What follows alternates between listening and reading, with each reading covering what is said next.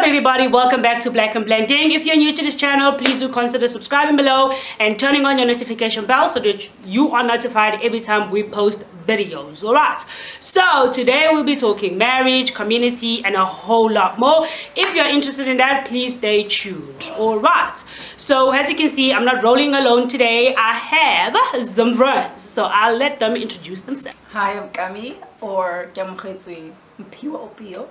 Hi, I'm Job Opio, the husband to Kami. Husband, yes. Mukel. My name is Karabo, I'm her dad. Hi, Dad. Anyway, that was so unnecessary. But anyway, so I'm from the DRC, the Republic of Congo. I'm from South Africa. I'm from Kenya. South Africa. You sure you're not from Congo? Mzanzi. And yeah, we are all married, and we've been married for just about. You're not from Congo, Hey, there the story comes. She was out. born in SA. Anyway, hey, that is for behind closed doors. Anyway, so yeah, we are cross-cultural marriages, and we just thought we'd share about our experiences and yeah. Alright, so basically how we met, right? So I was rolling, I was in my car rolling, seat laid back, you understand, good music. What did you mean like that? It wasn't me. I'm kidding now. It wasn't me.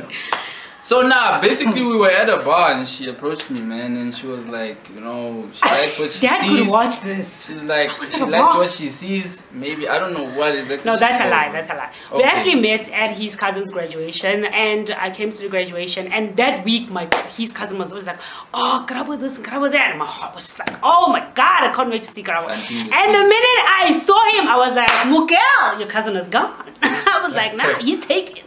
She's like, don't say that, Tete, don't say that. I was like, hey, he's gone. And the rest is history. Interesting. How did you guys meet? Thought it was husbands. I think the first time I met Kami was in 2013. My first visit to South Africa. The rest is history. Fast forward, I think. Oh, yes. It's like you can continue. Fast forward. Fast forward was met again 2017 in Uganda, late September. Just conversation, pure conversation, which made me to learn and know who he is. At that point, it was just a friend, really. But 2018, Okay. So 2018, still talking, January, February, March, we were like, we're playing games. So what is this, you know? And we established lines to say, you know what, this is what it looks like. It looks like we are actually interested in each other. So therefore, let's investigate what this relationship and where this can go. But essentially in the back of our minds, throughout our conversations, we knew we were ready for marriage. So then to say, let's investigate each other was to really see if we're suitable to be partners in marriage. So there is this history as well. So like, how did your families take it when you went home and you're like, you know, I met this Kenyan guy and he swept me off my feet, you know? So I mean, I think the excitement started in 2017. When I got back from Uganda, I was like, oh my gosh, this guy I met, ooh, he's like this, he's like that, you know. But, you know, like my sisters already knew Job, so it was just a matter of just sharing information to say, look, there's this guy, he's actually like this. He's not the Job that you know, in the study space and so forth. He's actually an amazing human being. But still, I was talking to him. I mean, I was talking about him at a friendship level. Never call me an amazing human being. You are not amazing. But he was like the light bulb. Like men like him exist. So then from there, I was like, I'm never gonna give up. I'm actually never gonna settle. I'll find these amazing people and then get married to one. And little did I know it's gonna be him. Anyways, so But at the time when we had decided that we actually would love to marry each other, it was just a panic inside of me, you know. From my dad's side and my stepmom's side, which I call Mama 2, it was easy because, you know, they've been surrounded by people from different national backgrounds and so forth. So I found it very easy to talk to them about the person job. But with my biological mother, although he's been in the space of foreign nationals, but you know, I didn't know if she was friends with them or, you know, the relationship with them. And so how'd she take it that he's, you know, my son-in-law? So I was like, oh. So I really took the longest time to talk to her about it. And you know, I think for obvious reasons that she was born and raised in a Kasi environment, and you know how the perception can be. So that was also a concern of mine, that what if this is how she also views foreign nationals. So I needed to be very careful with how I bring my news to the table.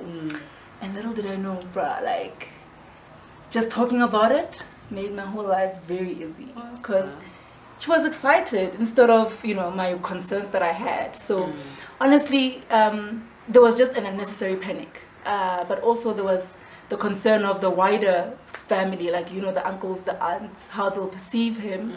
But once my mother was okay with it, I was like, the rest shall see to finish. And for you, Joe? Yeah, it was, there were moments that it was difficult, like breaking the news to my family. South Africa! Yes. And with all the perception that people have about South Africa, the insecurity that everyone talks about, some wouldn't even know where South Africa is or didn't understand what South Africa looks like.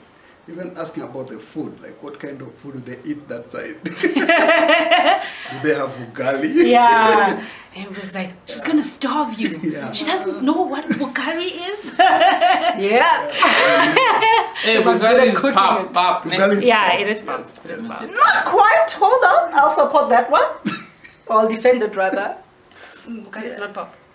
What is it? It's a bit different. No, but pap takes a little longer to cook than ugali. It's the same WhatsApp group. Let me say that. Yeah. Okay, I'm going to make a tutorial about cooking pap and ugali. Yes.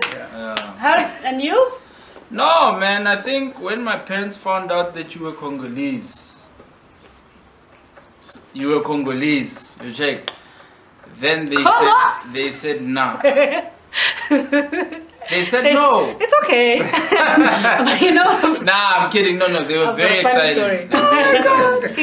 Because I think also, maybe scientifically they were thinking about, you know, the gene pool.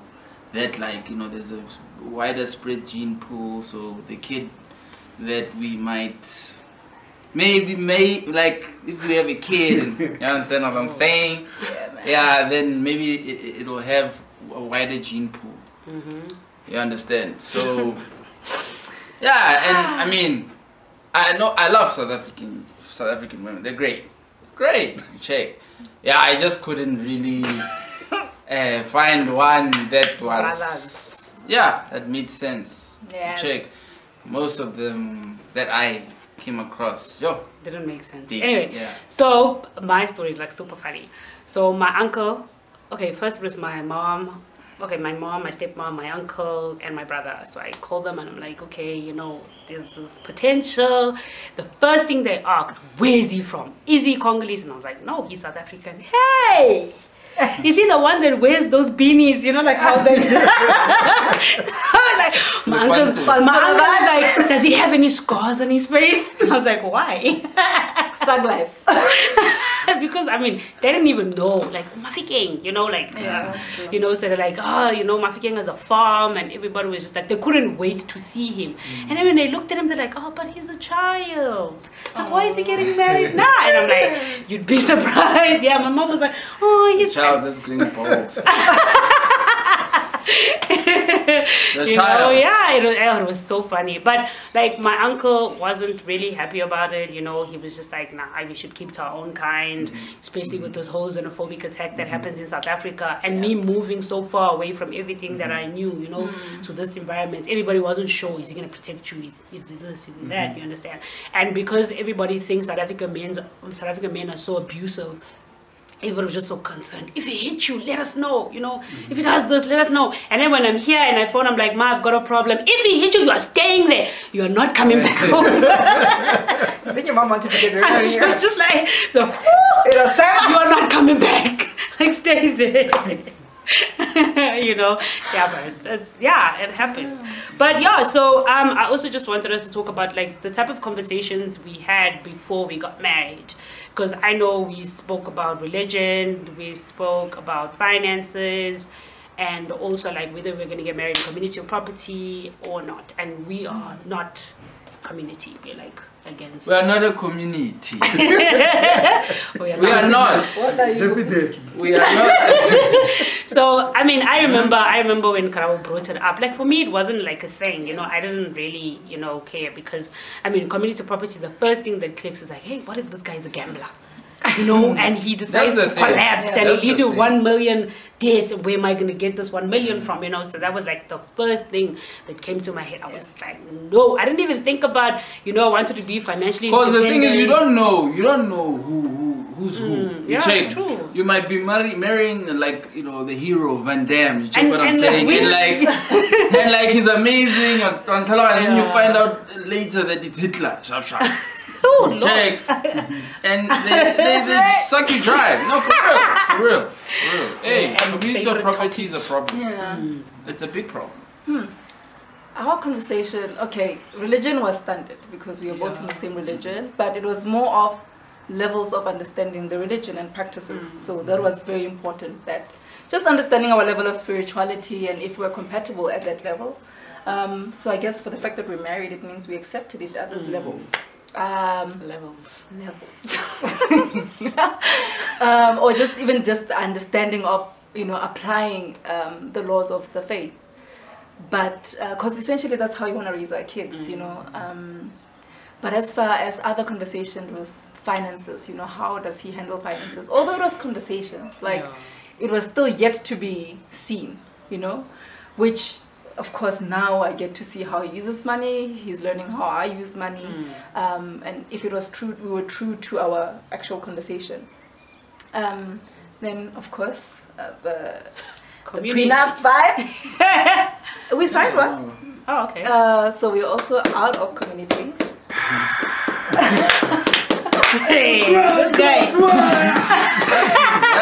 But my fears were not necessarily the same as Teta's fears. I didn't even have fears. I just feel like out of community property gives one financial independence. Legal too. Yes. Not just financial. Yeah. So, you know, of course, if he's in debt or I'm in debt, then it's not attached to it. We are able to make, you know, quick decisions or, you know, even take a loan without having him being called and vice versa. So, you know, at the same time, I mean, for me, it's freedom, which I feel it was best for us to continue with because we were both single at some point. We were each, you know, free from, you know, financial bond. So why do we do it when we're married? So, yeah, for me, it was more that than anything else. I think, even for me, the explanation that she gave about not being able to be trapped into this thing where her debt is my debt. But also I think beyond that, for me, it was also a level of trust. That this is a person I'm going to spend my life with. And if we consult and we come up with a decision together, and we've looked at the negative and the positives, and we could see that the positives are more than the negative, then it was good for me. I was okay with it. So that agreement, I think that understanding of where we are coming from, where we are going to, the union we're going to create, consulting about it, coming to the ground where we are both comfortable with it, I think was very helpful. So what would be like your advice to a couple who are having these type of conversations? Like when it comes to community, what would you actually let's play advise devil's advocate. You check. Let's say that, let us say that a person out there is thinking, King, you guys are out here talking about prenup, talking about out of community or property and whatnot. It is the will of God. Yeah. It is the law of God because that in the you are Bible breaking. it does say Yes, that when you marriage is- marry you become one. Yes. You know, and they don't believe in divorce. So therefore, how do you you know explain to someone because that's breaking the law of God. And you know, I just feel like generally people have subjected these contracts to divorce. Like, oh, if you sign this, it means then you're intending to divorce me at some point and so forth. So that's not what it is. It just happened to be that these contracts exist. And they exist because we're an economic world. You know, we don't just live on a spiritual concept. We need to have these kind of things that where you make such decisions. So I would say for a young couple or that's intending to get married, in community of property, historically it worked. Currently it doesn't. And because both of you, both men and women have their own freedom to work and so forth. So it didn't work in the past. I don't think it worked. People say it worked in the past because people like to look back at the past and think, I couldn't have been as bad as but then women didn't work, and then at some point maybe divorce happens, and then you have a woman who's left with children. Okay, let's say it worked for women who were left by screwed up husbands with children. Let's say that. But I don't think it worked in general. Let's say basically. You know, I mean, let's say in a counter-positive position, let's say you're arguing for a guy who worked his butt off. This woman wasn't doing anything. She wasn't taking care of anything. The guy had to work overtime to take care of his kids. And he divorced the woman and she still got 50 of that. And now we still get people who accept, you know, abuse because of the worry of if we divorce, we actually have to split the money in half or the house in half or sell this, sell that. So it has really become a trap or even a sense of punishment to the one who is ready to leave a marriage. And I'm not encouraging divorce, that's not what I'm saying. But I'm saying that such a contract of in-community of property has now become a burden on a couple that now actually no longer has, you know, love for each other, or there's abuse in the home, but you know, the other is scared to, the other is now scared to leave because there's this loss that's likely to happen. So if you do away with these, if we do away with tying unnecessary things, already the fact that you're married is you're already one. And you work on just you and this person, and you don't have to worry about working. That's why about to be already fat and said. That's why people just dwell with each other. Did you watch that show? No, not fat and said the